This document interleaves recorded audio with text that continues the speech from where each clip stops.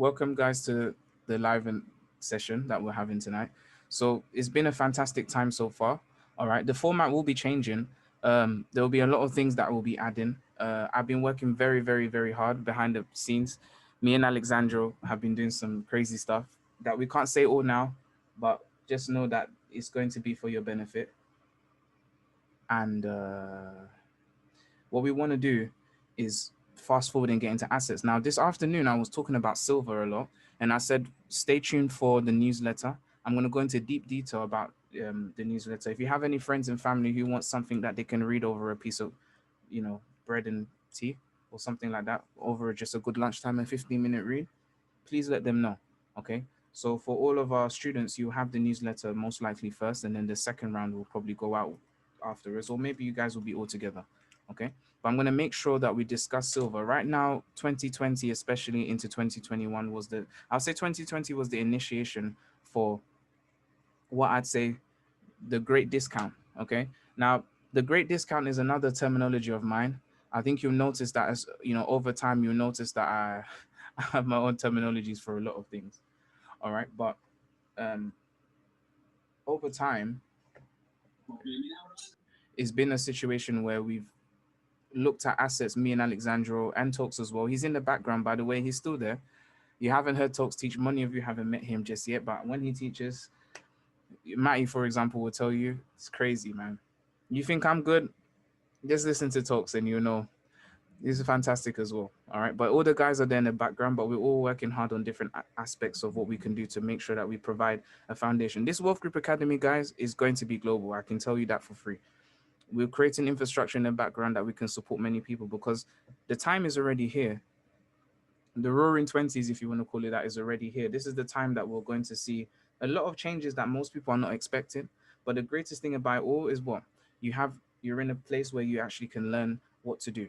All right. So the reason why I was on mute to kick off this lesson is because me and my missus just put a lot of money down and we started a properties business today. All right. Uh, it's been a long journey, okay, for me and my missus, and soon is gonna be our well, we're gonna have to do a court wedding, but we'll do a big one after. But we've had a very long journey. We've done so many different ideas of business and stuff like that, and trying to put our kids in the best place possible. And I don't have kids just yet, by the way. Soon, hopefully, but not yet. But we want to do everything we can, to provide the best future. And for everyone on here, I just want to say congratulations first of all, because anytime you take the decision, okay, and this is not just rhetoric, this is the truth. Anytime you take the decision to learn about how you can maximize on life, how to maximize on opportunity, it always comes out for your benefit and for your future. Right now, the decision me and my missus just made over the phone, okay, I did put a bit of a stretch there to do what I had to do, but is necessary to do what has to be done. Okay, we're gonna get into property from today, and we're gonna be property owners and get into property business properly. Now, I'm still a trader. That's what I love to do, but we want to diversify. So today I will be talking about diversification, but today's episode 4 is about assets. Okay, very simple title. I promise I won't stay too long, but I just want to go through assets a bit more in detail. Now, the videos on YouTube, I don't know what happened, but I had to get verified for for long videos to be put out. So if you guys have been waiting for it, for any of the videos, for whatever reason, on YouTube, it's not up yet. Okay, so please bear with us. There is about 4 episodes, and as I said, the format of how these lessons are gonna go will change as time goes over. But this is just raw, in your face, conversational. Okay, we're just gonna do it as it is and just change the world, man. This is what we want to do. So I'm still bubbling from the decision I've made. I'm still thinking, oh my God, what have I done? Then at the same time, I'm thinking, what has to be done. Okay, but this is the whole thing about assets. So what are assets by definition? Okay, my favorite definition, okay, for assets that over the years I've come up with is, okay, it's a system, or it's an object. I'll put a possession. It's a possession that creates or generates the money of, or the currency of your day, or of the day, speaking generally. All right, so assets are It's a possession or possessions which that generates. Okay, let me change this. Possessions, the currency of the day. Now, why are assets so important to me, and I keep banging on about it, just like I was talking about silver this afternoon, because the system of money, if you haven't noticed, or the system of the world when it comes to the economy, is shifting very rapidly.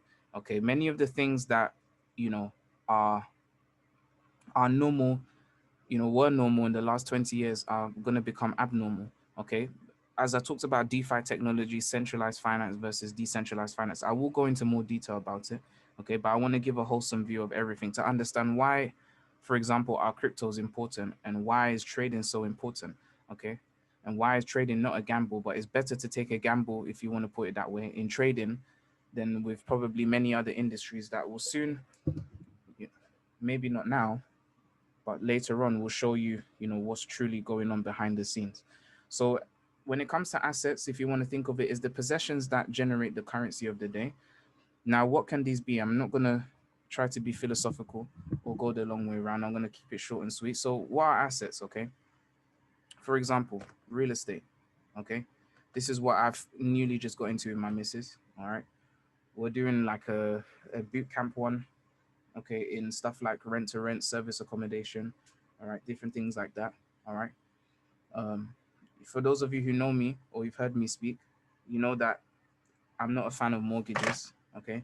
Not because mortgages can't even make you money if you know how to use them, but all right, I believe there's a way to have to be debt free, you know, and I think debt free is a good way to be. Now, if you're not there yet, okay, and you want to get there, that's what we have to do. We have to get assets that pay for our liabilities, you know.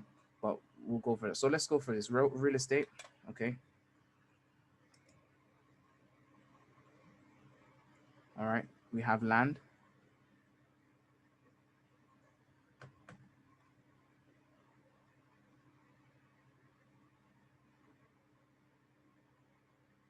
okay.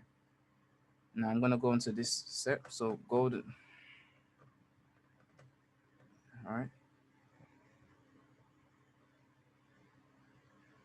And I think after a while, you may not be able to see the common denominator, but I think by the end of this lesson, you should do. So I'm just going to list these. So we have real estate, we have land. Okay, now I guess real estate is the house, and then the land is where the real estate is on. Okay, but usually, well, I mean, a lot of the times, the land and the real estate kind of come together in one deal when you're paying for a piece of property. But you don't really think about it that way. But sometimes you're just paying for the real estate itself. Okay. Now, as part of the Wolf Group Academy, our responsibility, me, Alexandra talks, okay, even our trainee, junior coaches that are on board, Shazad, Matthew, and the others that are coming along, okay, our responsibility is to make sure that we provide you the infrastructure you need in order to get wealth in every. Now, was primarily traders. We're never going to miss that. That's what I love to do the most. But we will be discussing different avenues, okay? Diversification is a good thing and a bad thing, depending on what angle. Yeah. So we will do it that way. Sorry. Message from a new student. So we have a new student joining us tomorrow. He's probably going to listen to this, but Akjan is a good friend I've been speaking to for a long time. So when he comes on, student guys, tomorrow, welcome him. He's a lovely guy. Matty, I'm going to put him with you because I think you'll like him a lot. I'll give you the details though about it, okay? But you'll like him. I like Akjan. So I say we have land, gold, silver, real estate, and then we can move into the other stuff now. So cryptocurrency. All right. A bit more of the abstract ones, but antiques.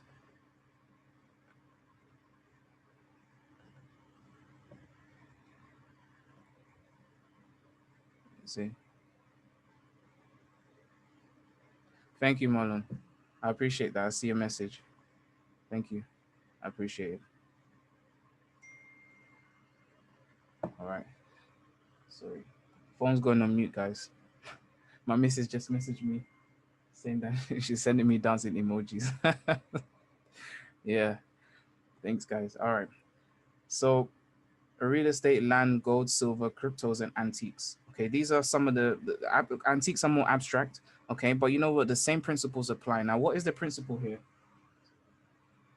The same principles apply for all of these different things.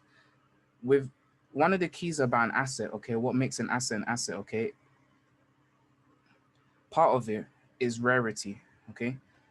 What gives something price?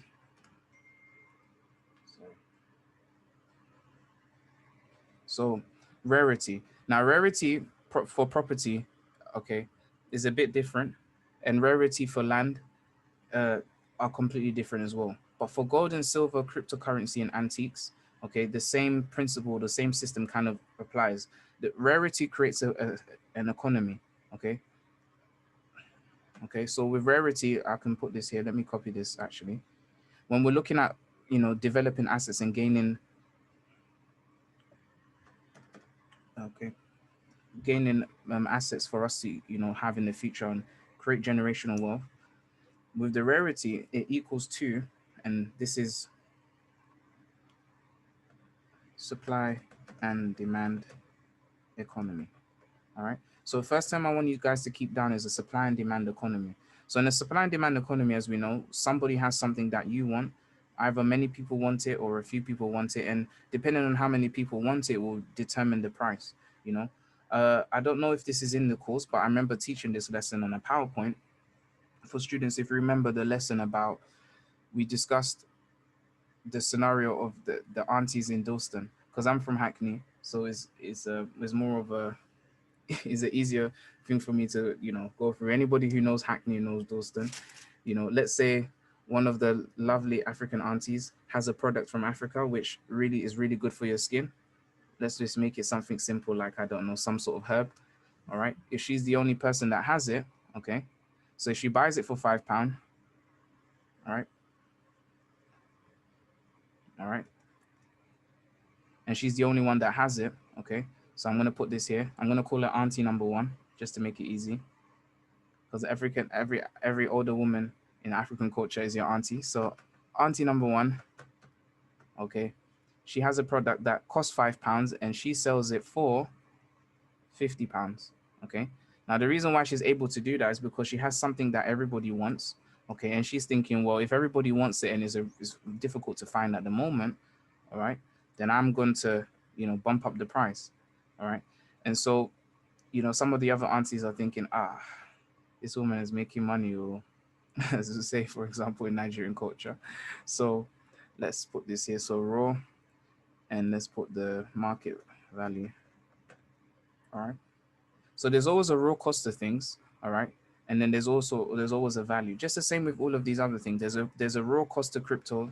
Okay, that's the intrinsic value. So for example, we will be, and I will do these workshops. I want to go into stuff like, if we can, definitely let's do a bit of breakdowns on stuff like cryptocurrency IPOs and IEOs, because cryptocurrencies also are companies that have technology, for example, and those technologies have an initial price offering, just like when a company goes public.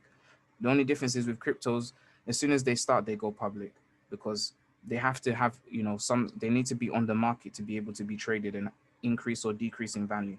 So they do go public. They do have of course, the private offering for investors and stuff for whales, but there is a very, very nice gap of a window, for example, because cryptocurrency really only taken off, or I guess has really had some solidity from, I would say, 2017. The first 8 years when we had Bitcoin and a few other cryptocurrencies it was still a bit of a murky industry. Those who got into Bitcoin in 2009 are absolute geniuses and very, very wise people. But I mean, from 2017 till 2021, really, we're in the 4 years where there's actually starting to, be some growth. There's some expansion. A lot has changed, but we're still very much in the early days. Very, very much so in the early days. Okay, so you're never too late when it comes to cryptocurrency and stuff. And I will be going into more detail about that. Okay. But let's say auntie number one, raw value is £5 to buy it from Africa, and she sells it for £50. So let's say we have three more aunties, one, two, and three, and they all want to get in on her business too. All right. Now, if we talk about this from a, physical, realistic point of view, what would happen? So auntie number two, auntie number three, and then auntie number four. Just a quick demonstration. So if they all see that she's got this product and they find out where to get it, let's say they can all buy it from the same provider and they all have it for £5. In order for them to cut into her market, all right, what would they have to do? They'll have to offer a different price or a lower price, which would be the best. Because in order for you to drive in most of the times, if you have the cheaper price in most things, in kind of common goods or goods like in this sense, then the lower price would be the best price. And so maybe number auntie number two would say, okay, if I want to get people to me, instead of selling this for 50, let me sell it for 40. All right. Then auntie number three says, okay, I'll do roughly around the same. But let's say they're on different ends of the market. One's at the top of the market, one's at the bottom. So it's kind of equal. They all have their own share in the market. And then auntie number four thinks, you know what? I want to beat all of these guys, so I'm going to make it even cheaper. Let's say 32.50. Okay. So these difference in prices will start to create a supply and demand, because now there is a supply. Now, when there was auntie number one, there was a massive. So there was only one supplier. Okay, and therefore the demand was high and the supply was low compared to the demand. Because if everybody, let's say 100 people are going to her to buy, then she's raking it in. Then when these guys come along, the supply increases four times over. So now we have four people supplying the same product. And now also we have differences in market value. So the average market value would you have to calculate all of these, add it together, divided by four, and that mean value would be the market value price for in this economy. So rarity, okay, the more rare something is, or in other words, another way you can put rarity, all right, if I put this here, is rarity means when we have, okay, low supply and high demand, okay? And this is what causes money to come into the economy, because you have something that somebody wants that's of value that not many people have. So when we go, for example, with antiques, the antique system or the antiques, if you get into antiques, is actually a very, very good business. Okay. I mean, for those who are highly educated in it, it doesn't come by chance. You need to have, very good, deep historical background. Okay. And to understand, the value of something that may be underpriced, that, is a lot worth a lot more value, or if you hold it over a certain period of time, or if you sell it in a certain place, you get more money. Okay. So antiques are basically things that you can have that appreciate in value over time. So I know sometimes, things like, you know, a car, we know that, it's common knowledge that if you have a car, as soon as you drive it out of the car lot, it decreases in in in its value, or it decreases in its it depreciates in value. But there are some cars that actually appreciate in value because of their rarity, maybe some, when it was made, who made it, and etc. Okay, so sometimes what we call the classic cars can become more expensive over time. Okay, or if the car was used in a famous movie and it's the original car that's been remade or redone, things like that. Okay, but one principle applies for all. In order for you to have the ability, all right, to get assets, you need a skill. Okay, and this is what I'm trying to hone in on as well today. Okay, you need a skill. Okay, so if you want to call it that, a skill, having a skill, okay, and I'm not in the sense of, like, let me put this here, having a skill to acquire assets or to identify assets is important, or to be able to generate the money to buy assets. Okay, so for those of you who, are within the school and you're learning how to trade and also how to invest as we go along, okay, you're developing a priceless skill. Okay, in order for you to get from having assets, if you don't have assets already, if you haven't got an inheritance, then the first thing is going to be a skill. Okay, and then you use your skill to generate the money of the day. So in other words, you can call, I personally like to call my skill an asset too, and sometimes it's referred that way. Having the skill to be able to trade, or learning the skill to be able to trade especially, is a fantastic asset to have, because it's a skill that you be able to, no matter where you are, whatever economy, as long as there's a internet available, you can generate money. So in other words, you can call yourself an asset. All right. So why is this important? I want to say, and I'm going to write this here, and this is a bit of an abstract one. Okay. But I'm going to say this to you, and I know it sounds like probably like a cliche term, but knowledge, okay,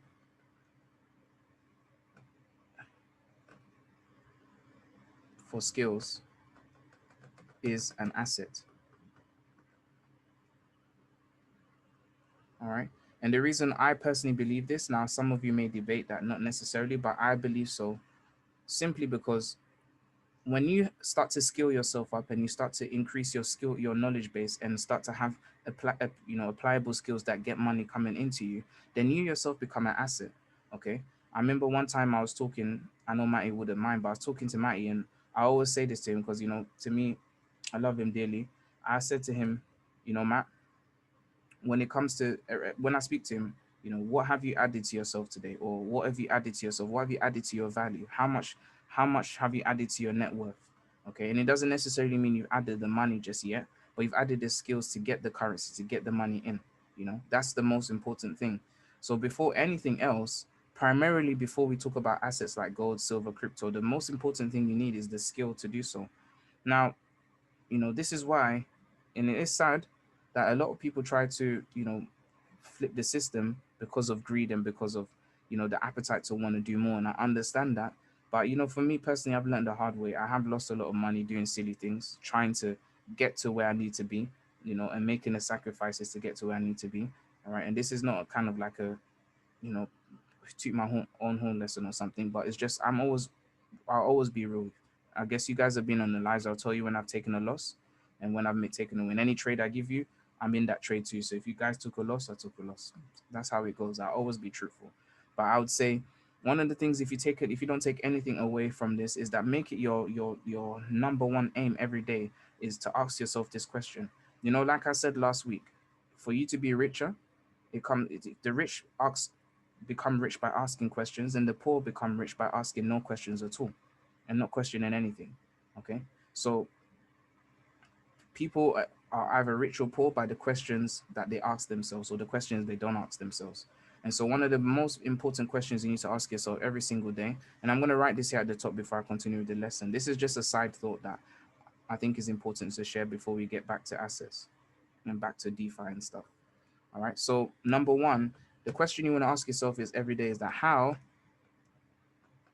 can I add value to myself every, or just myself today? Forget even every day. Let's take it one step at a time. How can I add myself value to myself every day? If you go through your day, all right, and it could be the smallest thing. It might be taking even, I don't know, like a free course, on, I don't know, how to speak better or how to orate better, how to present better, things like that. Okay, every skill that you can add to yourself. Okay, you want to make yourself, second question is how can I make myself an irreplaceable person? Sorry about that. That's FX News. How can I make myself an irreplaceable person? Now, when I go into cryptocurrency, I'll be going into deep detail about something called non-fungible tokens. All right, non-fungible tokens are basically the same thing as antiques, but just digital. Okay, with antiques. All right, just to explain what I'm saying, I'll give you a quick example, and then I'll go back to what I'm talking about. So in crypto, we have NFTs. By the way, NFTs are a very, very highly lucrative industry that has just really started up in 2020. I'll say even in 2021 early is when we've really actually started to see some movement there.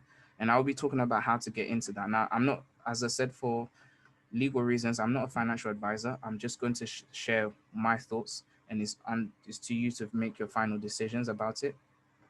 Fungible tokens. Okay. So in the crypto sphere, we have non-fungible tokens, which is digital, and I'll call these digital antiques if you want to call it that. Okay, digital antiques. Now, I think you can tell that I'm big on crypto. I love cryptocurrency a lot. I think it's a fantastic industry, and I'm just so excited because where we are in history right now would definitely be written in history books. Okay, why I'm saying this is because we're at the crux of a new era of time. Now, the first cycle we had was in the 90s. The first cycle, 1994, we had this cycle where we started to see this emergence of something called the internet. Okay, now I even saw a documentary, well, kind of a documentary, just like a historical playback of different videos and things said. The mass media at that time. There was a guy, very well known. kind of like the Jimmy Kimmel show, but just one of those kind of guys. And he was like, what is the internet? So you're telling me that I can just send an email and it magically is going to appear? I don't believe that. All of these kind of things, because it wasn't adopted by, you know, the mainstream just yet. Okay. But as we see from that time, 1996 roughly till today, the internet is part of everybody's life. You can't get away from the internet, no matter what. Even if you didn't have an internet connection, the internet still affects your life, because when you go to the shop, you have to pay for things. It gets registered through the internet onto a, you know, a centralized ledger, and etc. And cryptocurrency is the same thing. So we're literally at the birth, okay, or the breeding ground for the new era, which it may not happen now, but in the next 10 years, 20 years, 30 years, okay, and beyond, okay, the internet is going to play a very big part in our life. So now the internet has formed this solid layer that will never be removed. We need the internet. It's something irremovable. There was a time in the 90s where you could still live life without the internet and you'd be okay. The internet was just kind of like an enhancement. And if you're an internet guy, you're kind of like a nerd. And then now everybody, you know, years later is using the internet for YouTube to make money and etc. So as time goes on, and this is why I'm saying you're not too late when it comes, for example, to crypto, because we're in the early stages. So it's now is the time to get in. It really is the time to get in. But enough of whetting the appetite. Let me come back here. So crypto NFTs are non-fungible tokens. All right. And the reason why they're non-fungible is because, let's say, for an antique, antiques are in the same category. They're non-fungible, but they're just physical token. They're physical. So non-fungible, fungible, but they're physical.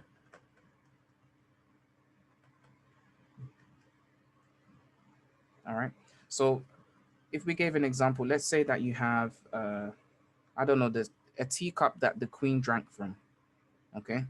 Now that teacup, all right, probably just came from a simple supplier of, you know, teacups. All right. So I'll put it here, teacup, the queen, I don't know, Queen Elizabeth the First drank from, the original cup, versus a teacup from the same, you know, cup maker, teacup maker. I'm going to need a little bit more space here just to put a parallel for an example.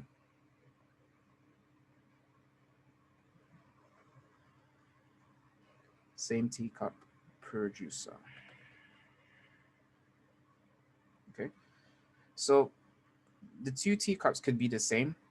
The only difference is that the queen drank from tea from one, and the other is just a teacup, but that it came from the producer. And probably the producer makes about, or the maker of the teacups makes thousands of those a year, if not hundreds of thousands a year. But what makes this different is the sentiment behind it. So when it comes to an asset, one of the things about them that generate value in the day is sometimes what sentimental value they have. Okay. So what adds value to an asset or makes an asset more and more valuable is the fact that it's a rarity, number one. That's the absolute highest point. And then also there's some sentiment that goes behind it too. Okay. You know, if the queen drank from that cup, you know, the queen is a high, you know, the highest figure of the land in terms of, you know, the monarchy and etc. So she, you know, that will add some value to the cup. So one cup, that cup might sell, I don't know, let's just say 50,000. Now, I don't know if any of you have seen Antiques Roadshow. For those of you who are not from the UK, it's just a UK show that comes on BBC One, I think, or Two, I believe. And we and people talk, you know, find things that they found in a charity shop for £2 end up being worth 100,000, and they didn't really know, but they just gave it. Sometimes they go there and give it a go. Sometimes they do know, but they just try to play it shrewd, which is cool. All right, but hey, it's a cool show to watch sometimes. I like to watch it. I used to hate it when I was younger, but you know, with a different mindset now, that show is actually a wealth of knowledge. Okay, so 50,000 to £5. The only difference is the queen drank from that cup, but they both come from the same teacup producer.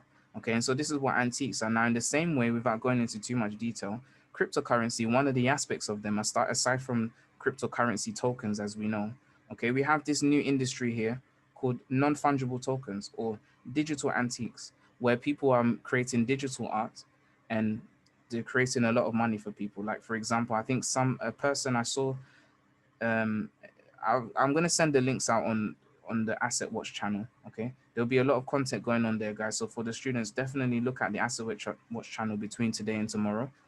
Me and Alexandra will be putting out a lot of stuff there to get you guys started, okay?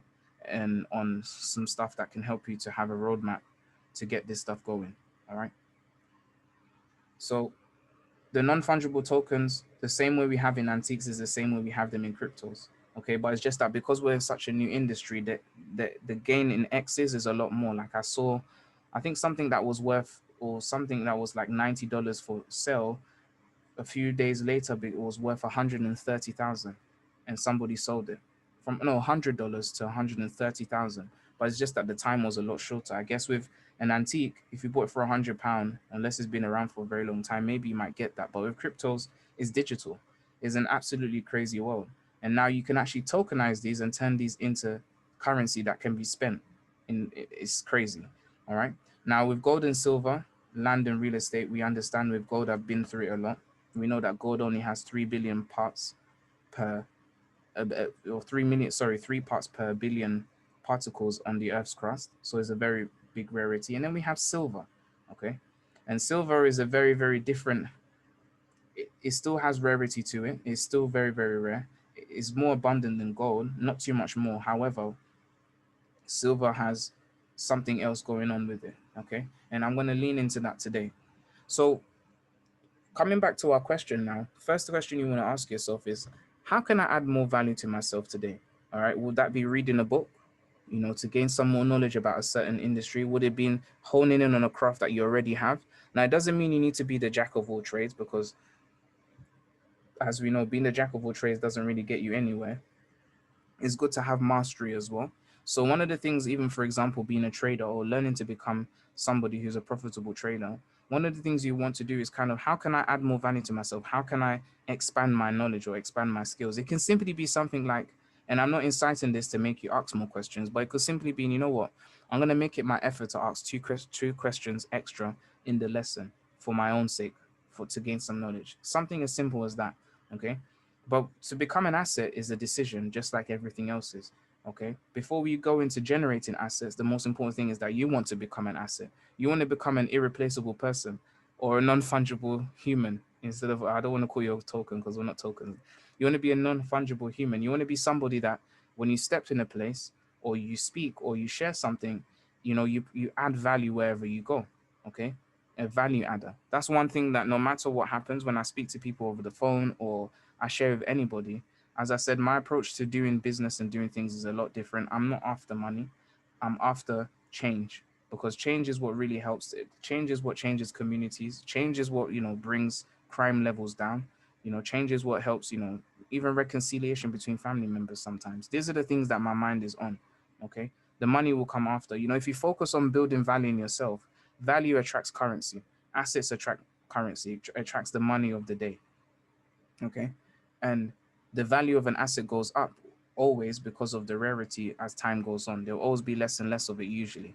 Okay, and if the value goes down, is because there's been an increase in the amount that's available. So with you, there'll only ever be you. Okay, so whenever you're in the mirror, look yourself in the mirror and say you're an asset. Tell yourself, speak to yourself. As I always do, I always speak to myself personally.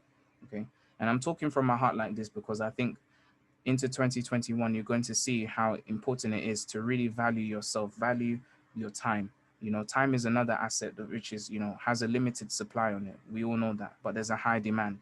If only I had more time to do this, and if only I had time to do more. But whilst you have the time now, every breath you take is an opportunity for change, And this is why, for example, I decided without any more delays, I'm getting into property fully, and doing what needs to be done, So I can only talk from my own experience, hence why I'm talking about the property stuff. As I get again, is not to boast, but this is what needs to be done so that we can see change.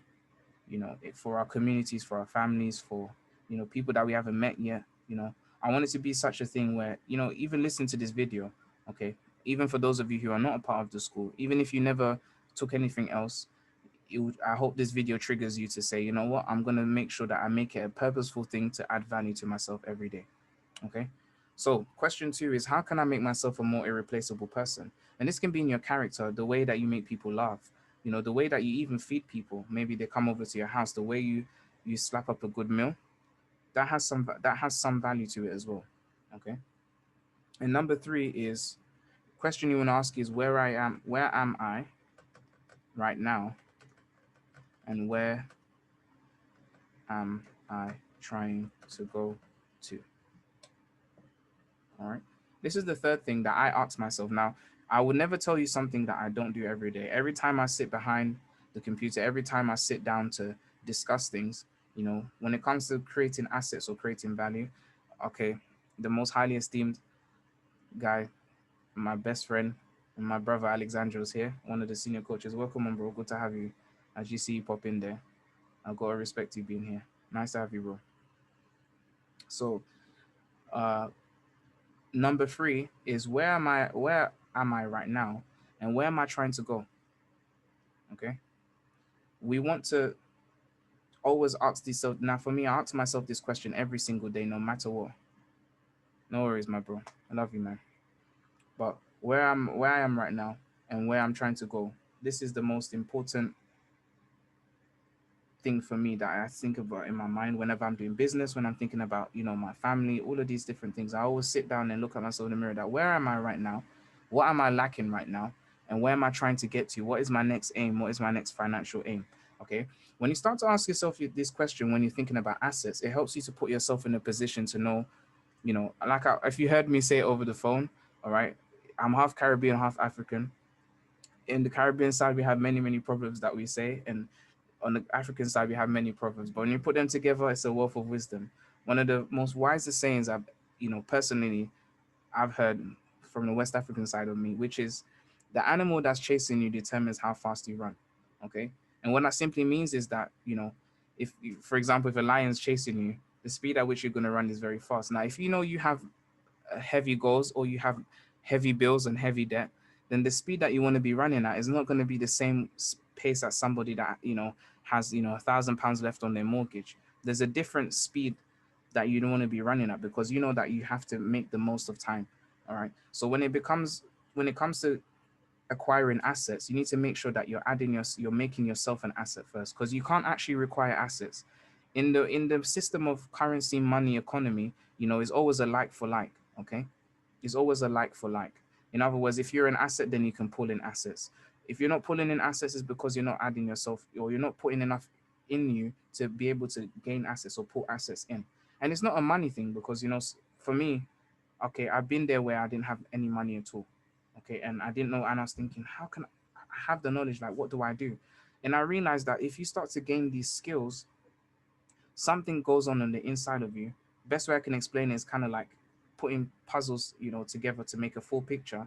Even if you have no money, no currency, let's put it this way, you have no currency. If you have the asset value inside of you of the knowledge and understanding, even with no money down, you can get money. And I learned how to, do so many deals without having money and different things like that, in the past, because I had to find a way to get these assets coming in, and so this is the cycle, that you should go through every single day. So don't even worry, for example, if you don't have the amount of money you want or currency you want just yet to invest in something, to get an asset, to get a property. Don't worry about that. The most important thing I want you to take from this lesson, in this several parts of, we're going to take to talk about assets, is yourself. It's always going to be yourself. You want to think about, how can I build myself, you know so let's move forward now and go through it. So as we know, when it comes to gold and silver, they're more common. We know that gold is a store of value. We had the gold standard system. We know what happened in 1971, 1944, all of those key dates. All right. And we know that these events have, mocked up to, or not mocked up, but have bringing us, or brought us, excuse me, to the place where brought us and is bringing us. My mind is running a lot faster than my mind because it has brought us to a place and is bringing us even to some, you know, deeper places when it comes to how the economy is going to be that we want to get ready for. So I'm going to put this over here. I think you guys are there any questions at all? If there's any questions at all, please type yes or say or type your question out. Okay. If there aren't any questions, please type no before I continue. I just want to make sure everybody's cool. All right. And if I'm saying something too fast, as I said, this is a conversation. This is a chat. It's open to the entire world. All right. So I'm just sharing. So can somebody if anybody has a question about anything? No? Okay, cool. Thanks, bro. Anybody else? Everybody good so far?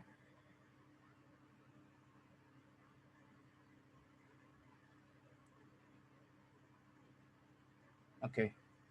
I guess I'm gonna take it as everybody's cool. All good. Hey Liz, okay, no worries. Perfect. All right, bro. All right. Let's continue. So as I said, I'm not gonna stay so long. I'm gonna try to keep it short and sweet. So now we know we have assets. Now, in order to acquire assets, you need to become an asset. And in order for you to become an asset, so if we were to make an equation, okay, of how to acquire assets, what would it be? So we have assets over here. This is what we want. So if we were to make a formula, it would be, all right, me plus a skill equals to assets plus money. Sounds like acid plus base equals to salt plus water. Sorry, the chemistry is, my mind still thinks like chemistry. So acid plus base equals to salt plus water. So if this is the, if you wanted to create the formula, that's a good question. Actually, when you ask yourself those, if you ask yourself those questions, did you receive an answer? I will tell you that that's actually good. I did receive an answer, and I'm gonna say them. I actually am. That's a very good question. All right. So the equation, I'm gonna call this equation for the asset life. All right. This is my personal equation, guys. Me plus a skill, okay, equals to asset plus money, okay? Because whatever skill you gain, you're going to be able to use that skill in order to add more value to yourself, okay? And that value, okay, is going to turn into you being able to acquire an asset plus have the money generated from that asset, okay? Now, one of the greatest things about assets, I'm going to put it here, the characteristics of assets, all right? Now, when I speak to you guys, I hope you know that I do think about what lessons I'm going to talk about. But as I said, this is a conversation. So I, I may go in a necessarily, and not necessarily off topic, but I might go on a little bit of a sidewalk to come back to the main road, if you know what I mean. Okay.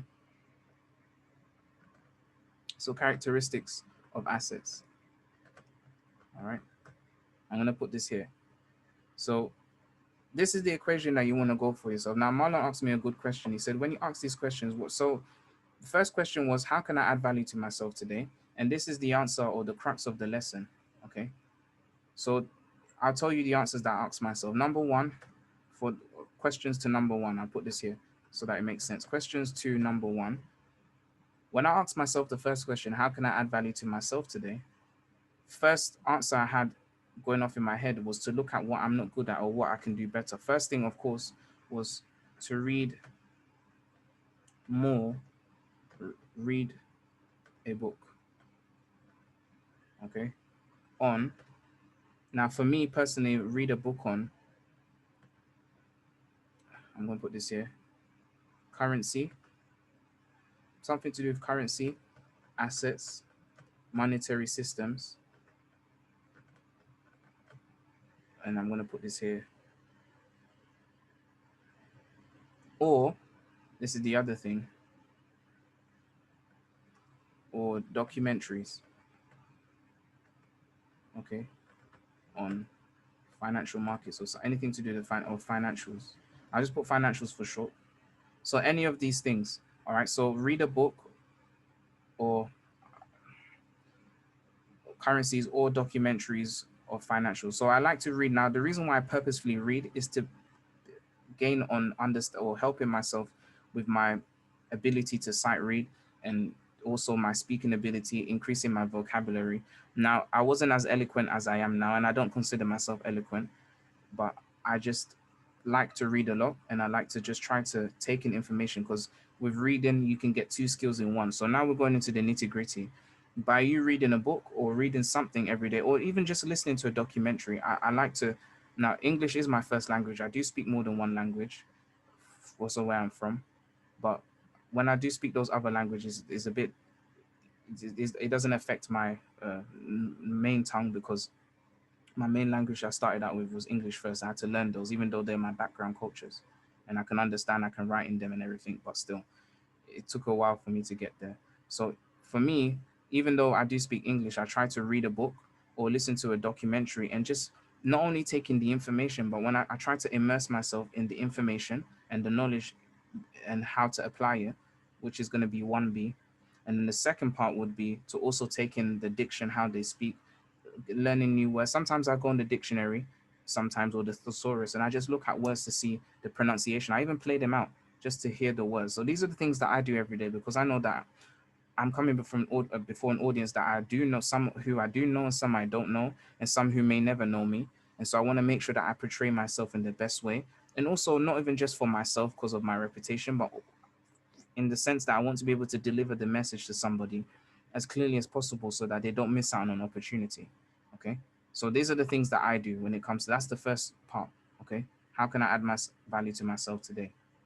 All right. So this is to do with, so the first aspect of adding value to yourself today is probably adding on another skill that you don't have. Okay. The second part, all right, I'll make this 1B and then we can go through that, is to hone in on a skill I I am already learning. Okay. So this is the second thing I do. So whenever I ask these questions, first thing is I go for adding more knowledge to kind of, if you want to think of it as stabilizers to a bike, all right, or honing on you add some more skills on the side to help you with the main skill that you're going for. This is what I do. Or the other side to it is honing on a skill that you're already learning. So for example, for me as a trader, what I do when you guys, for example, when I send out those messages, sometimes I'll do purposeful semi all nighters where I switch off my phone, I don't talk to anyone, and I just go on the charts and I just pretend as if I didn't see any of the price action for the day, and I reanalyze from monthly all the way down to the minute. I keep doing that over and over again every single day almost. Okay. Sometimes I don't because I've got other things to do like editing, making sure you guys get the videos and stuff, but that's what my mind is on. I do that every single time so that I can make sure that I continue to perfect my skills and strengthen my skills. Okay, even though yes, I can read the charts, not pridefully, I can read the charts. I know what the price is doing, but still, no matter how much terminologies, how much linguistics, or whatever it is, you know, being a trader is being a trader, and you have to be a profitable trader. That's the aim. So it's always good to hone in on my skills. So this is the second part or part B of what I do. All right. So when you ask yourself this question, guys, when you wake up tomorrow, or even now, if you have the passion and fire to go for it, question you want to ask yourself is, what am I lacking in skill? What don't I know? Because sometimes when we speak, even when we speak to other people, all right, there's only limited knowledge we have on certain topics, and you can feel it because you can't go into deep detail. No matter you know what you say, there's only so far you can end up, and you realize that you're at a roadblock. I don't even understand what that means. You know what? Let me go and check that out. You know, let me go and scratch. You know, itch that scratch. So that's the second part of question one. Okay. Another thing that I like to do, okay, honing on the skills I'm already or reading a book is here is buy courses. So as I just said, me and my missus, well, we done the investment to buy a properties course. Okay, just today. So buy courses, and this is usually buy courses, and it can be twofold. So either okay in a different skill or supporting a skill you have. All right. So these are the things you can do. All right. Buy a course in a different skill or a skill that supports you. So, for example, if you want to understand, I don't know, how algorithms are, what algorithms do, you can buy a course on algorithmic technology, for example, and to understand algorithmic technology to a deeper detail. For example, for me, one of the things that I'm heavily invested in now because of crypto and because of algorithmic technology is coding. I love to write programs. I like to write coding. I'm not the most proficient at it, but I can write programs to I guess okay degree. Takes me a while though, I'll be honest. I'll be totally honest. But I can still write. I still understand the logic of it. Okay. But for me right now, one of the heavy investments on myself is coding. I'm trying to learn as many languages as possible in the most efficient way possible, balancing everything else I do, because I want to add to my value. I want to be able to write programs. Right now, we're moving into the era of cryptocurrency where something I'll talk about, in a few weeks is where code is law. Okay. Where smart contracts, for example, which are, you know, decentralized autonomous organizations of, well, runs a decentralized autonomous organization. We don't have nobody from the outside can change it. It runs by itself. It's set in stone. It's unchangeable. I want to be able to understand the dynamics of how does that work. You know, I didn't get the opportunity because I was too young. I think I was only 2 years old. No, probably 2 years old or just born when Alibaba came out. So I didn't get the opportunity to be in the internet.com boom, even though there was a crash and then a complete boom after that lasted for very well, still here now. The cryptocurrency situation is the same. We've had a massive, initial boom, then a massive crash, and now we're in the stage where we have gentle growth, where it seems like nothing's going on at the moment. Most people are not involved in crypto. When you talk about crypto, most people think it's just Bitcoin or Ethereum at best, and if they're a bit better, then maybe Litecoin or something. But we're still in the early stages. So for me, I'm trying to take advantage of the opportunity and understand the mind behind it. Maybe I might start another company to do with algorithmic technology. I don't know at the moment, but I just want to build the skill and just make myself an asset. Okay. So this is why I ask myself honestly every day. This is the questions I have. I'm sure there's more. Okay. So it's not the be all and end all, but this is just my own honest point. Question number two. When I ask myself question number two, how can I make my self irreplaceable person? Okay. Is first part is I ask myself what value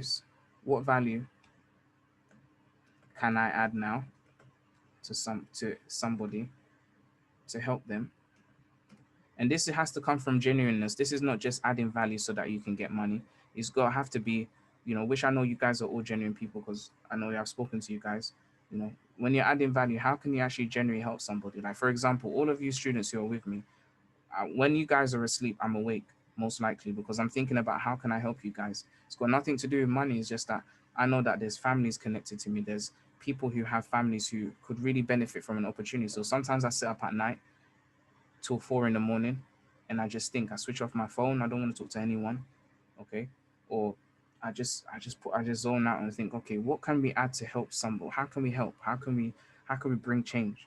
Because I'm a person that if you tell me my blessing is around the corner, I want to know which corner it's around. That's the kind of person I am. And I guess that's how we want to be. We want to know, okay, if the money's there, let's go get it. How do I get there?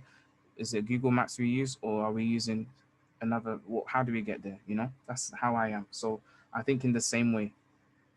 Question two is what can I do to add some help them with value? Second part, all right, is how do I make myself a replaceable person? To be is you want to have a good assessment and it helps you as well. Self-assessment of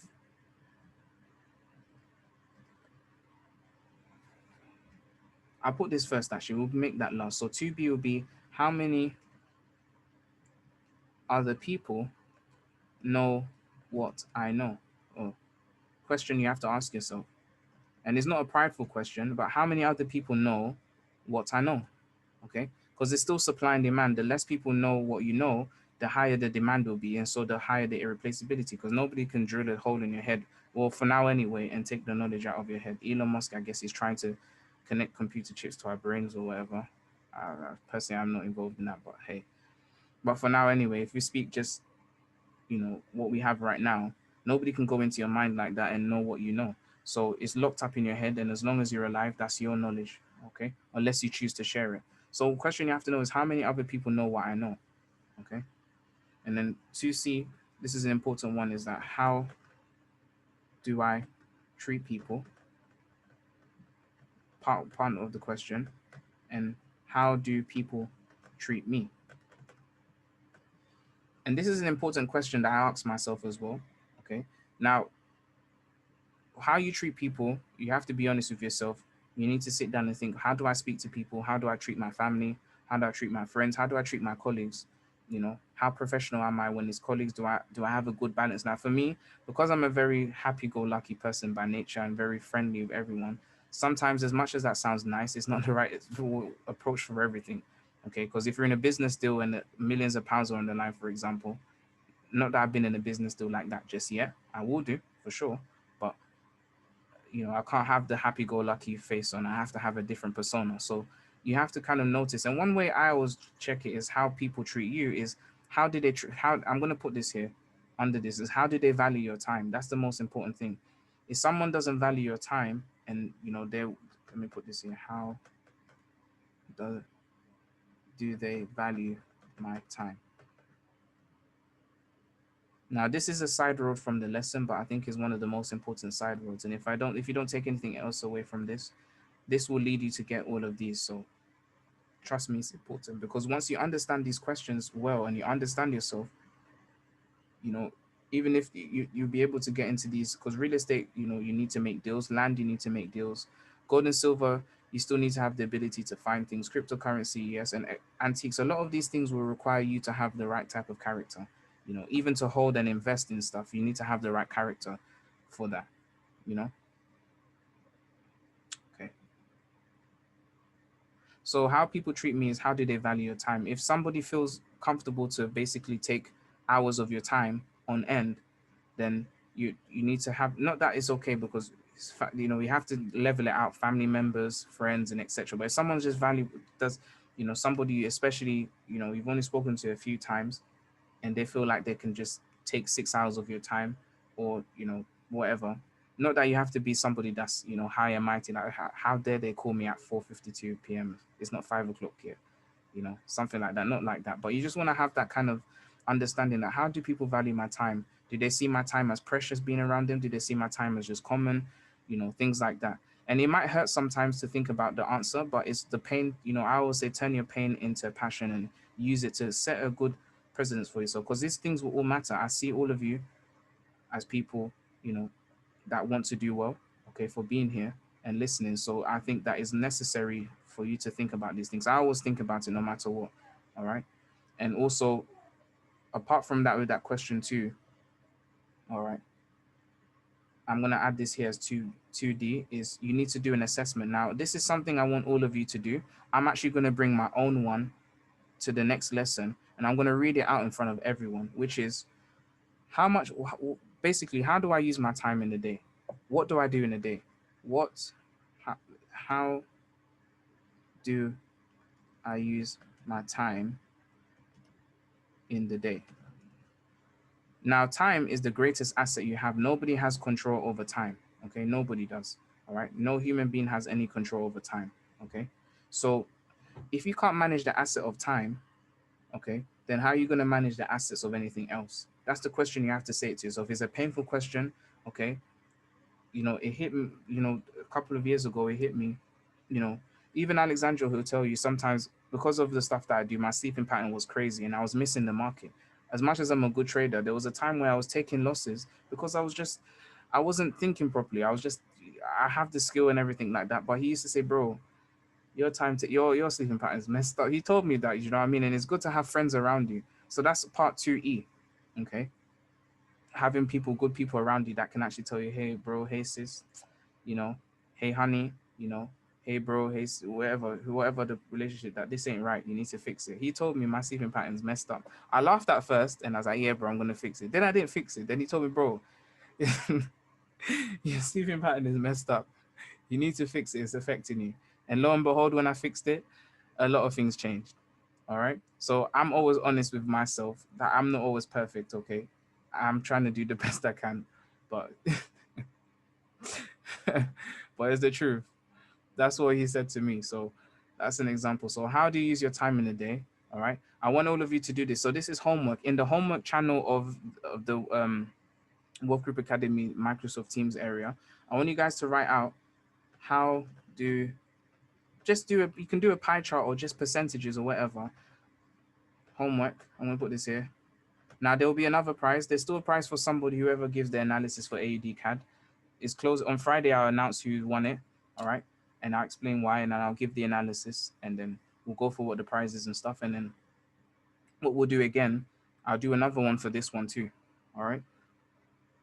So homework is send out how much time you spend a day, okay, on things. All right. Now you can be as honest as you want to be, okay, but honesty is the best policy, and I'm always honest with everything. So I would say this to you too, guys, on things. Don't try to change it and fix your time now, but just be honest with yourself. From this moment on now, if you change it next week, that doesn't count. Start from when you started back then and just share. I'm going to share mine. I'll post on the homework channel as well. How much time a day I spend on things, honestly, honestly. Okay. I'm going to do it. All right. Because I think it's important. If you're not honest with yourself now, the reality will hit you later anyway. So it's better to come to the realization now and instead of reality hitting you later when time has gone. Okay, as I said, time is the most important asset. If you can manage your time, it's not going to be a property.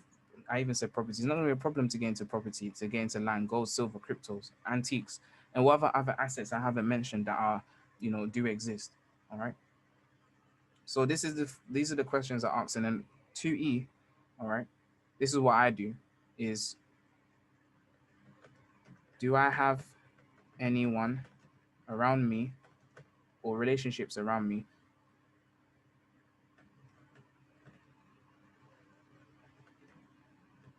which increase my value. All right.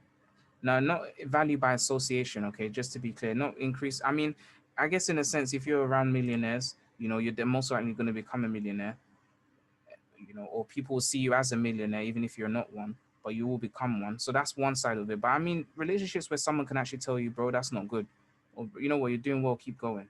Or, sis, that's not right. I think you can do X, Y, and Z, you know. As you know, people's always say, and it's an important factor you want to do is to always be, okay, always be the, sometimes in some cases, always be the least smartest in the room. Now, with all these major CEOs and business guys, like for example, Steve Jobs, he passed now, but whilst he was alive, he is not actually the smartest man in his company. The smartest people in his company is the guys that make the microelectronics to make an iPhone work. But his smarts is a bit, his smarts are in the sense that he knows how to group all of these people together and create a structure, deliver a vision, and get the people to assemble his vision. Okay, which has turned into an empire now. So you want to have that kind of same picture in your mind of what you want to do, all of these different things, which are coming on to question 3, or the third question I asked myself, and how, I asked myself these questions. Now, please do this honestly. You know, do it for yourself, do it for your family. Every time you don't do this, think, about your family. Think about yourself, where you want to be, what you want to achieve. As I said, the rich ask themselves certain questions, okay, and the poor also ask themselves questions or don't ask any questions at all. The only difference between the two is the questions they ask. And also, having the wisdom to even ask these questions is why you go on the course. All right. I always question myself all the time. I even question the way I speak or what I just said. Why did you say that? I always do that. Why did you say that sentence? What does that even mean? You know, that's what I do. All right. So when it comes to question 3, the answers that I go where I am right now. So for me, where I am right now, I'll ask myself, okay, achievements. All right. Now, the thing that we need to do is get past the pain of not achieving something, because not achieving something doesn't mean you can't achieve it at all.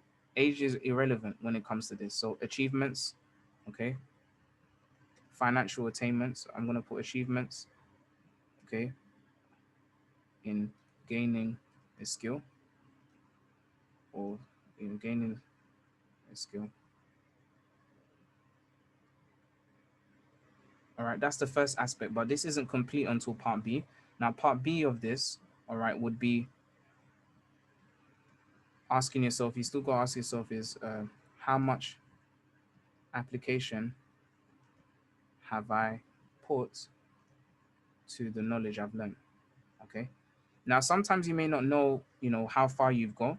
Okay. But one of the things you can do, and what I like to do, is look at people who, for example, if you're a trader, the best thing to do would be to look at other traders who have made it to certain levels of achievement and look at them.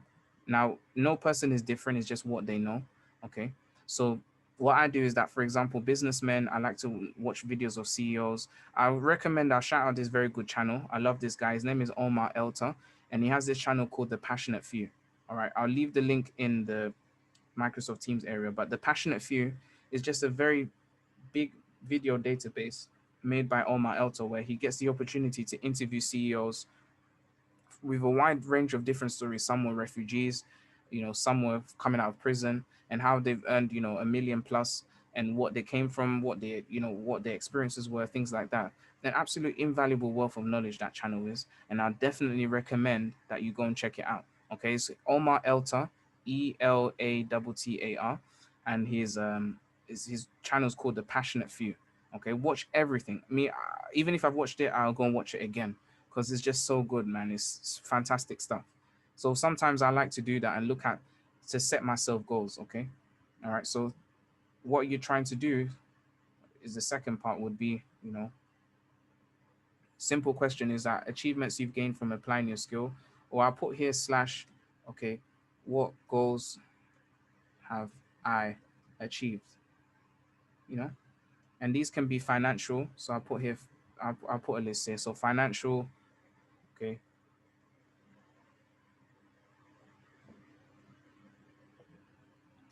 financial,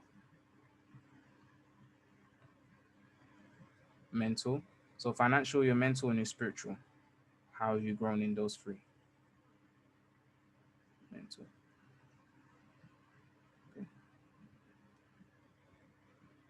Or you can put a mental, or instead of spiritual, you can put your character. How's your character developed? Okay. Am I genuinely nicer to people? Now, even when it comes to sales and doing sales deals, if you notice, guys, we all have a tendency to dislike the person that sounds like a salesman. And the reason why a salesman like that is not really selling is characteristics, growth. So I put this here. I'll just put character growth instead. It makes more sense that way. But those salesmen that try to get you into a deal because they want to make money. You can feel it. We can all feel it. You can tell. You can sense that feeling of, he just wants money from me. This is not actually going to add value. Even from my whole mindset about, for example, sales. Even when you go out there, guys, you have your businesses and do stuff. If somebody needs your product, okay, it's your right. It's your godly right, if you want to put it that way, to make sure you tell that person about the product so that yes, there's an exchange of money or exchange of currency, but you're adding value that is irreplaceable. And the reason why, for example, sales don't work a lot of the time with people is because of this area here of character growth. Even being able to acquire assets as well and closing deals and stuff, it comes from character because somebody can feel you out and tell if you're being genuine or not. That genuineness is not something you can force. After a while, you're gonna crack. If it's not inside of you, it's not gonna be. It's not there. You know.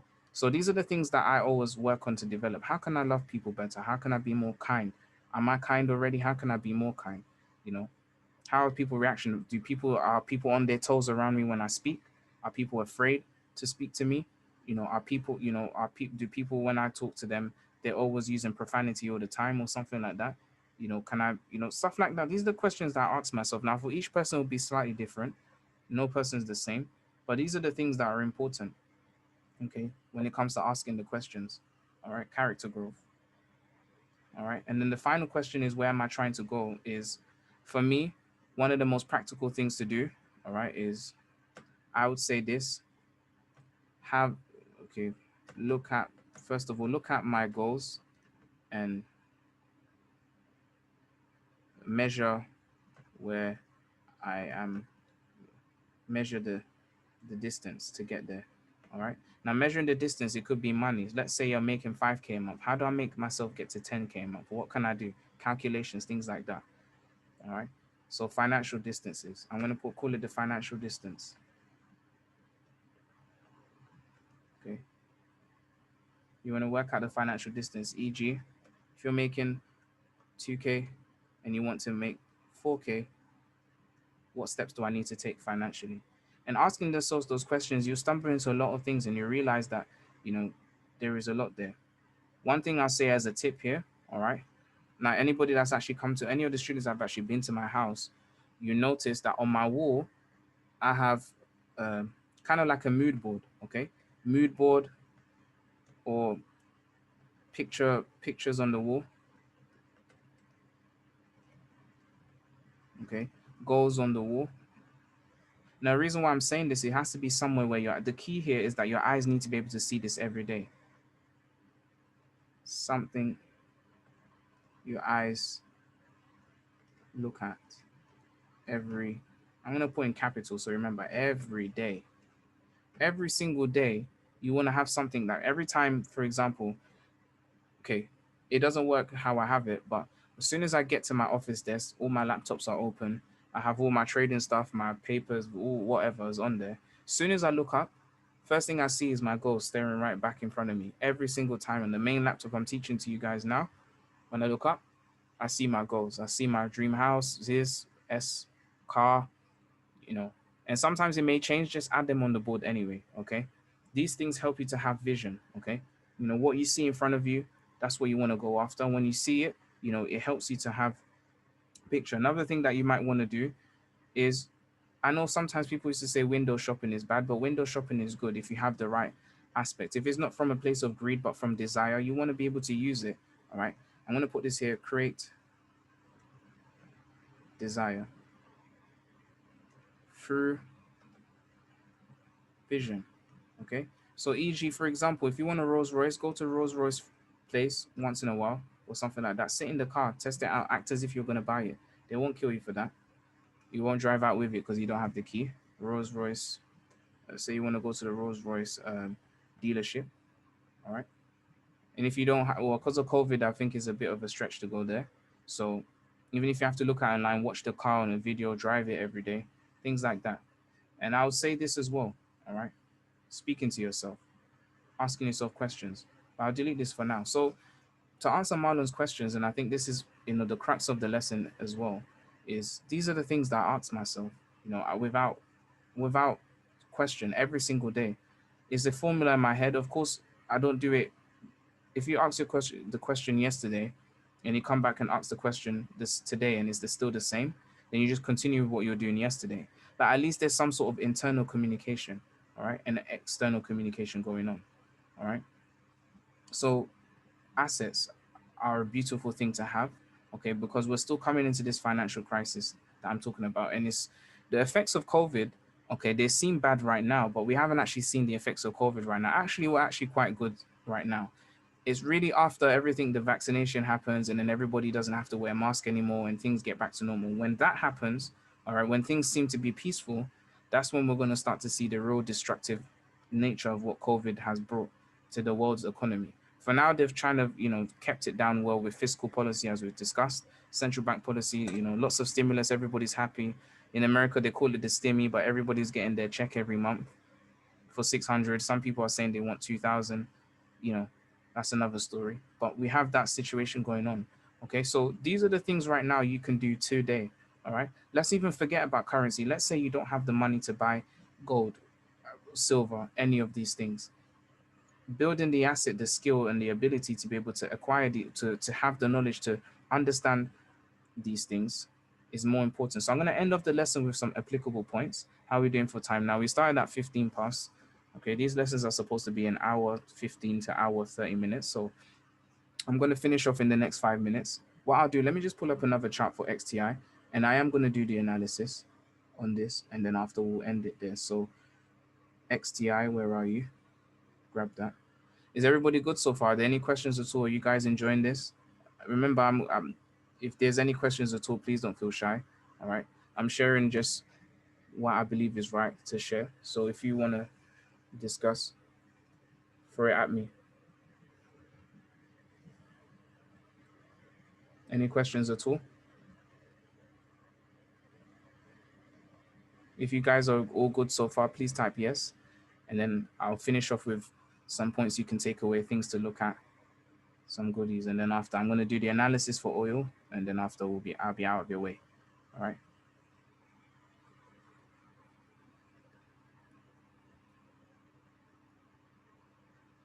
No questions? Good flow of information. Okay. Thank you, Liz. I appreciate that. You know what, Liz? I really appreciate your comments. I try to read every single comment, but I really do. I appreciate it. It's encouraging. Thank you. All right. So let's finish off. Let's go for the assets. Let's talk about this here. So I'll put the list back up here. So these are the assets that I'm talking about right now. The main ones that I'm focusing on, since we're talking about the gold standard system, I'll be touching on it, then coming back off of it and stuff like that. We will put this here. So gold, all right, and silver.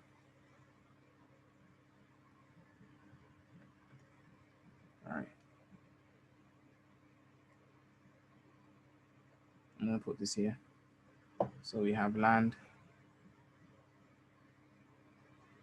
So the question you want to, I think sometimes, as I said, when it comes to looking at assets, there's so many different, assets that you can have. All right, let's put this here. Real estate.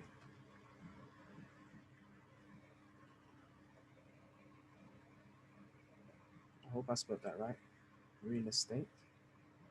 Okay, put this over here. So we have gold, silver, land, real estate. Okay, and we have cryptocurrency, which we can go into so many different angles and levels about that because there's so much in there.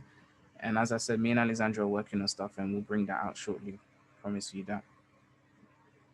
Okay, estate, cryptocurrency.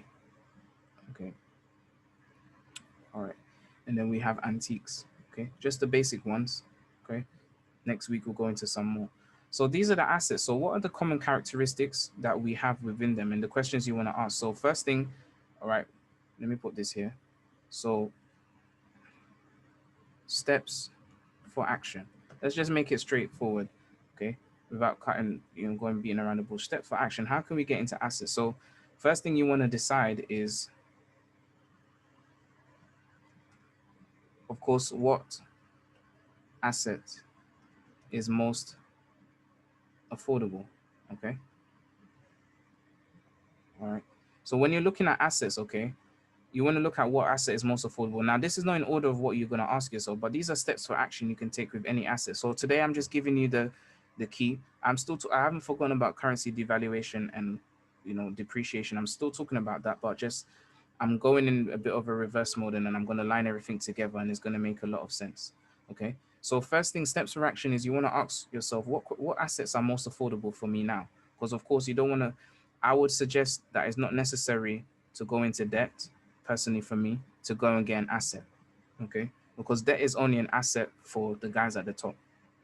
I talked about it in detail, and we'll talk about institutional trading more, but there is a market for debt where you can actually not tokenize, but you can commoditize debt, and it's an asset that people can, make money from, that many banks make money from doing so.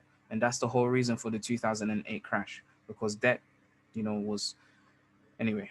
We'll leave that for now, because once I talk about it, I know I can feel myself getting to that place where I'm going to go for another hour, and that's not right to do because you guys have to get to sleep.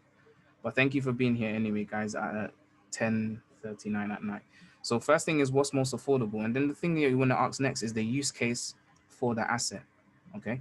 So one of the questions I ask myself is, okay, the asset itself is, usefulness. Okay. First thing, what use does it have? How useful is it? Okay. And you can find these things by just tapping a few buttons. Thank God for Google. You can find out quite a bit. All right. And you can even ask us, you can send a message to me, send a message to Alexandra Talks, okay, something like that, and ask us, Matthew, ask Shazad, this asset, guys. Now, it's not a financial advice, but we're just discussing. You can leave it in the analyst corner and just say, guys, what do you think about this? There's nothing wrong with that whatsoever. We're a family at the end of the day, so you can share. All right. So usefulness, part B. After we're looking at the usefulness, we want to look at the demand. Okay. And with the demand, I'm going to give you a bit of insight onto demand. You want to go for there's two levels of demand that I see generally, okay, which is here I'm going to put the demand by locality. Okay. These are things that I've been thinking about for years. All right. And we have the demand by the locality, and then we have what I say, the total demand. Okay. Global demand. Okay. So the demand for houses in certain areas, for example, in the UK, are different from certain areas. And then the demand for housing across the world is different from different areas. So when you look at this, before you dive into any asset, okay, for an investment, these are the two things with demand that you want to look at. Okay. And then the next thing, of course, when it comes to the demand would be C, would be to look at the supply. How much of it is available? Okay. So if I put this here, C, we're going to go up supply. Okay. And asking just these few questions will help you to know where you're going to go from here. So supply, And I'm going to put this here. Part I is going to be how much is available. Same kind of question as part 2. So how much is available in my location? Okay. You want to look at the feasibility of this is a question I always ask myself. How easy is it to acquire from where I am? How easy is it to acquire? All right. So when it comes to a supply and demand, the demand, we want to look at it because we want to see if people want it. Kind of like when you're going to sell, I don't know, if you're going to sell a product on Amazon, okay, and you're creating a business that can provide you, money, and you think the same way. But with an asset, you also want to think about that also. Okay, what's the demand for it? How useful is it? Okay, and sometimes when the demand is low, that's good, and when the demand is high, that's also good. But I'm not going to explain what that means for now. We'll do that next week. Okay. But these are the questions you want to ask yourself when it comes to what asset is most affordable. Question 3 is, now you want to get into the money a bit more and you want to find out, we'll do the time as well. What is my aim in having this asset? Okay. I'll try to put some few tips here and I'll continue next week. I'll keep these 3 tips. There are about 7 more that I have in my mind. Okay. And I'll give you those next week. So we'll make that 10. But I'll leave it here so that we can do the audio analysis and then we can be good for time. So what is my aim in having this asset? Okay. And then for I, you want to go for investment style. Okay. So investment style, okay, there's a broad range. For example, and I'll do this more as an e.g. are we going to go for buy and hold? Okay.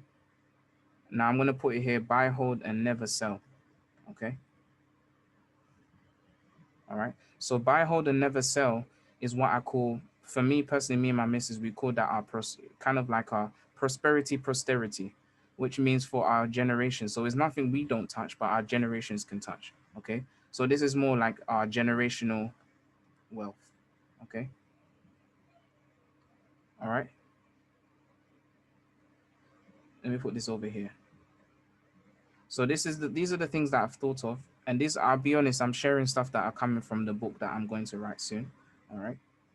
So the second part that we have here, all right, when it comes to our wealth, is wealth for, I would say, sorry, assets for hedging.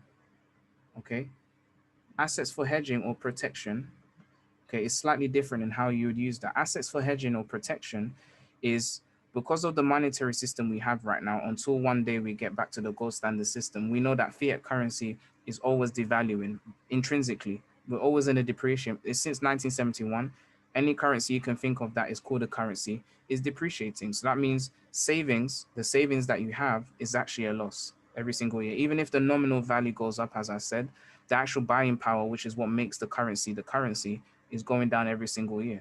Like I said, I think from 1913, $1 in 2021 is roughly worth, if you had $1 now, I think it'll be worth 7 cents back in those days. Okay, so we have like I believe a 900 or 9,000% decrease in the value, 900 probably percent. All right. So when we're looking at this, we're looking at assets for hedging, for protection. And what we're looking at here is buy to sell in crisis, okay, for either selling crisis or convert existing fiat, specifically fiat in this case, to assets for now. Somebody says something. Where are stocks and shakes? Good question. I'm about to go there. Very good question.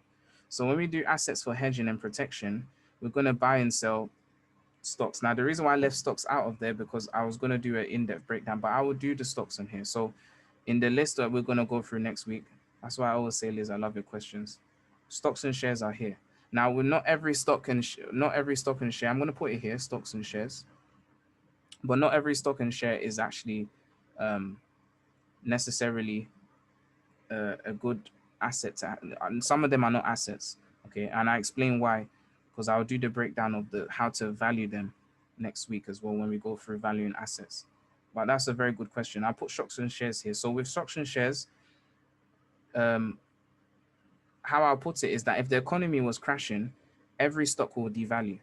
Okay, but assets don't devalue the same way as stocks and shares. So this is more of a gray area, hence why I didn't put it there.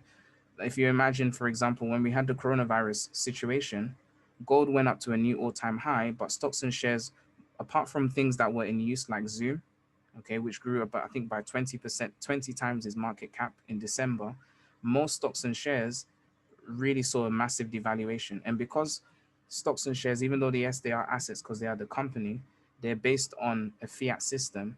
Okay, all of them are because, and I will go through that for, but I can feel myself going there. But stocks and shares will come back to. All right. But in this case, I'm going for hard assets or digital assets for now. Stocks and shares, I'll discuss it in a deep detail. But that's a good question. So when it comes to hedging, we're looking to buy to sell in crisis. Let's say, there's a crisis and currency gets heavily devalued because you've put your money into. Now, a very good story about this is the Weimar Republic, okay, with Germany, okay, and also another good one would be I'll send you some links in the Asset Watch tonight.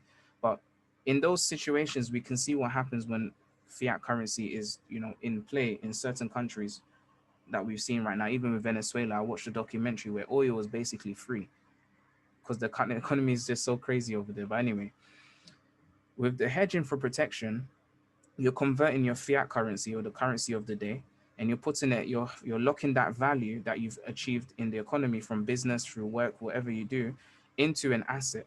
And you're going to hold that value into the asset for the time when crisis hits, and specifically currency devaluation. Because, for example, if you have savings and you have $100, you may not lose your $100 in a financial crash, but your $100, let's say the currency devalued by 90% because of currency devaluation, then your $100 will only have $10 buying power in the same economy. Whereas if you put that $100 into, for example, a gold bar or some silver coins. Now I was going to take a pictures and I bought some silver the other day. I'll show you guys what it looks like.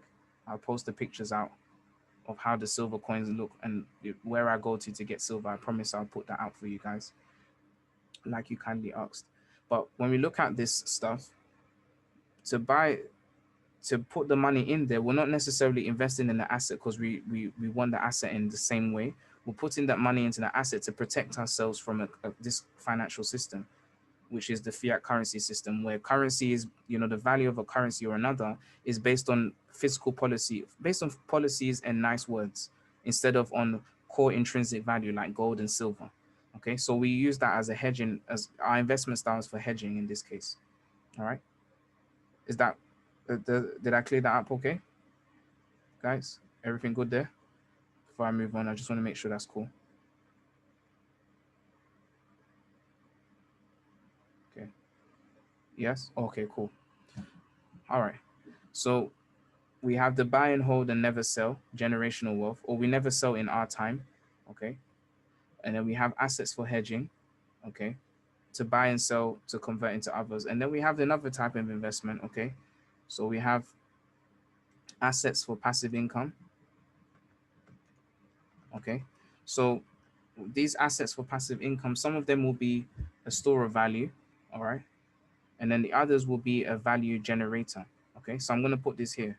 So just to put assets into two categories so that I wanted to say this before, but I just want to make sure that I have it here. So assets have two different functions, okay? They have dual functionality, as I like to call them. Whenever I talk into my missus, I always tell her this stuff. So assets have two functions. Is we've got the protection, okay? All right, so store of value. I'll put SOV for short. SOV, store of value. And then you have the other side or the other aspect of what we're looking at here when it comes to assets. And this is for generation. So always remember, when you think of an asset, think of it as a protector and then also a generator at the same time. Now you can use them for both. Some of them do both depending on how you apply them. But you have the generator, so generator, okay, currency generator, okay, cash flow. Let's see. So these are, we want both of these, okay? So when you're thinking about an asset, when you group these into categories, whatever you look at, you want to ask yourself these questions, okay? All right. And then you, under this third one, you want to ask what's your aim, all right? Now, a very big question which you need to find out with an asset, okay? One of the most important things about why an asset is an asset is it deflationary, okay, or inflationary? This is the biggest question, hence why I didn't talk about stocks and shares, because the stocks and shares based on companies have slightly different economics, okay? Is it deflationary or inflationary in its nature, okay? Now, the reason why, for example, gold is always going to be something that's deflationary and value only gets added inside of the system, yeah, okay, cool, is because I don't think sometimes with gold, even though I know the gold market is massive, sometimes I think that even for myself, I think that gold, the the gold market, the paper market, I think has definitely been successful to, even get me because I didn't think about it. But with this deflationary versus the inflationary part, with gold, because of the nature, just like for example, Bitcoin, there's only 21 million Bitcoin and there's 7.2 million people. So there's only going to be a limited number of Bitcoin to go around. So that means the value will always intrinsically go up and continue to go up because there's always going to be this fixed supply, which is what gold and silver has. There's always a fixed supply. Even with land to a certain point, they all have a fixed supply. Antiques, because they're non-fungible, they have a fixed supply. I think the only things that are fungible are things like, currency, because you can exchange like for like and you can print it, you know. So this is the place that we want to get to. So protection versus the generation or the generator. All right. So how much is available in my location? How much is how easy it is? And then we go over to investment style. Am I going to buy, hold, and never sell? Am I going to invest in it for protection against financial crisis? And then also you're going to have this part here, which is assets for generation or cash flow. Okay.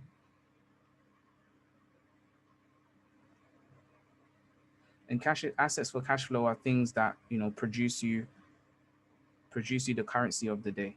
Okay. Or produce the currency of the day.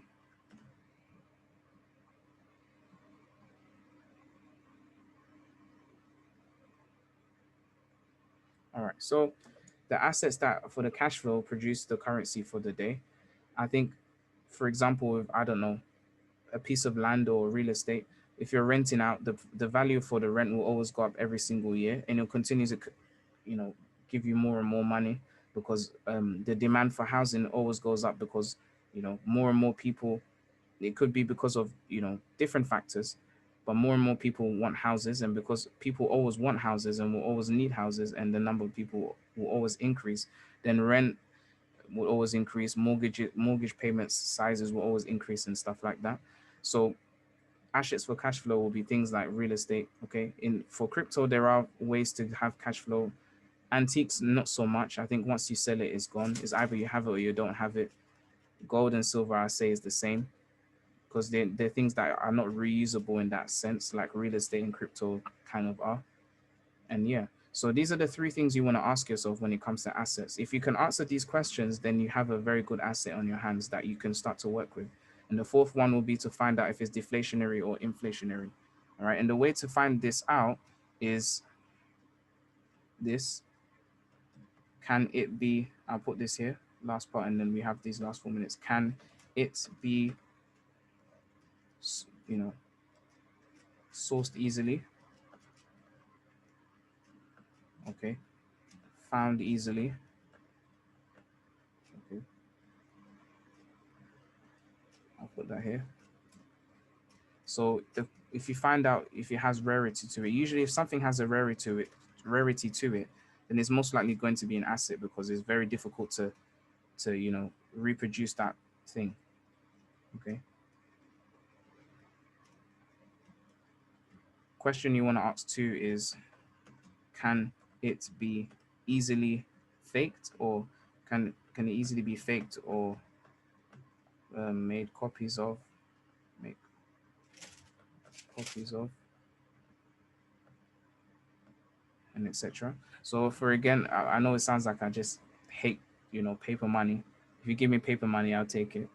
But I'm saying with, for example, paper notes, we know that you can take a £5 note and print out many £5 notes if you have a good machine, and you can make five fake £5 notes. But it's not so easy to go and print out gold bars. Even if you have good equipment, it's not so easy. And I think it'll be very easy to tell because gold has a certain weight, it has a certain shine to it. There's different, with with things like gold and silver, because they're assets. There's a whole testing system for them. Even with real estate, you can tell if someone owns the land or not. You can, all of those different things. So these are the things you want to ask. And usually, if they're in this kind of category, they're deflationary most of the time. And C, I'll put this last one here, and then we'll do oil quickly. When you're asking yourself this question, if the inflationary deflationary, is, do they